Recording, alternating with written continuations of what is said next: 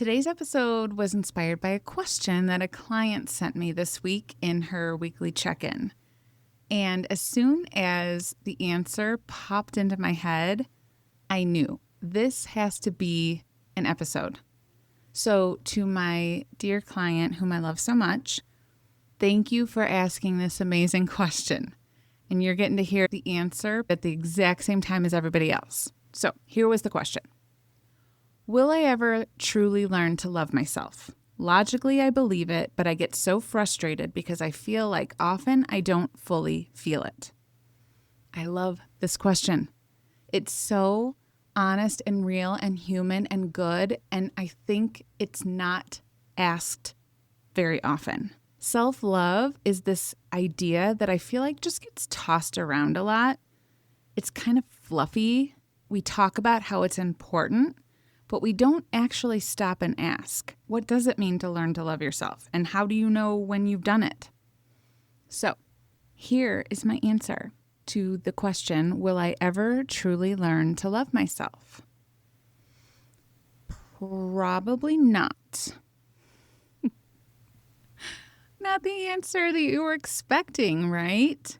You just clicked play on an episode about self-love, and within, 2 minutes? I'm like, yeah, you're probably never going to learn to love yourself. Cool. Great. But stay with me because I think that my answer is actually going to help you. I think you're going to feel relieved.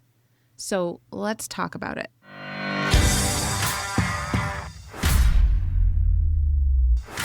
The truth is there are a lot of hard things we have to learn in our lifetimes.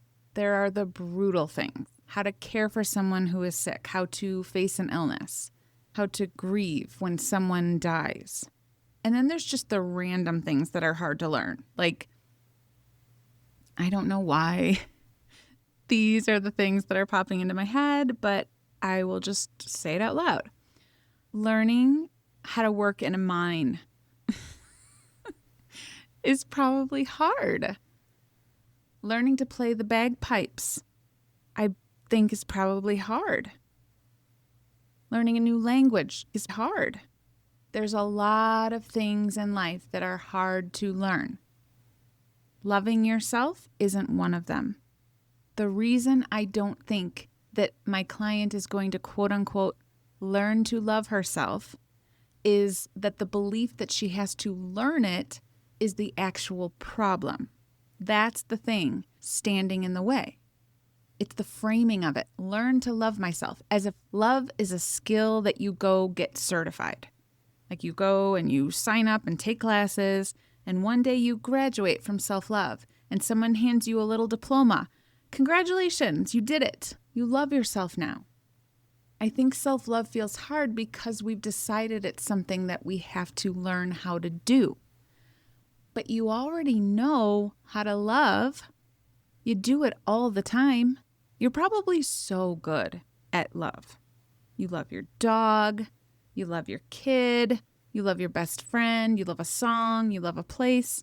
Loving is natural. It's just something that you already know how to do. Now, your thoughts can make love feel hard. Our thoughts are really good at making things that aren't hard feel very, very hard. But love itself isn't something you need to learn. When did you learn how to feel sad? When did you learn how to feel angry? Who sat down and taught you, here is how you feel love? Did you have to work really hard at it? No. Love is an emotion. It's a feeling. And feelings aren't something we learn. They're something we do. So when you frame it as, I logically believe I can love myself, but I don't fully feel it, of course you don't. You've got the whole thing pointed in the wrong direction. It's gripping. It's clenching, learning to love myself. And you're calling that clench trying, and then you're frustrated because the clench doesn't feel like a big warm hug. Which brings me to the part of the answer that made me want to make this entire episode for all of you, not just my client. You said you understand it logically, but you don't fully feel it. So let me ask you, And I want you to actually ask yourself this question more than once. What does it feel like to fully love yourself? What does self-love feel like? Do you know? Do you actually know what you're looking for when you say, I am not fully loving myself? Because I have a hunch. I think a lot of us are waiting for something dramatic, a big cinematic moment, a rush of endorphins, fireworks. And because when you sit down on Tuesday to learn how to love yourself fully and it doesn't feel like fireworks, you're like, see, I can't fully feel it. But what if that's not the feeling? Think about how you love your kids, your dog, your partner. Does that always feel like fireworks or a rush of endorphins? So what if self-love is actually quieter than you have been expecting? What if the moment you stop beating yourself up is how self-love feels? What if you feel self-love when you decide to go to bed on time? What if it feels like letting yourself off the hook? I think you've fully loved yourself a gazillion times, and you dismissed every single one because you never actually decided what it is that you were looking for. You didn't know what fully loving yourself felt like, so it kept just walking right past you. So, no, I don't think you will learn to love yourself because there's nothing for you to learn. You're already good at love. You have thoughts that when it's directed at yourself, it's different than the feeling of love in general, but it's not. You're already feeling it. It's just buried under the belief that you haven't learned it yet. Trying to learn to love myself is code for a nervous system that thinks it has to learn something it's not familiar with. And that gripping, that clenching, that trying so hard to learn how to love myself, that's just dysregulation. Trying to learn to love myself is code for a nervous system that thinks it has to learn something it's not familiar with.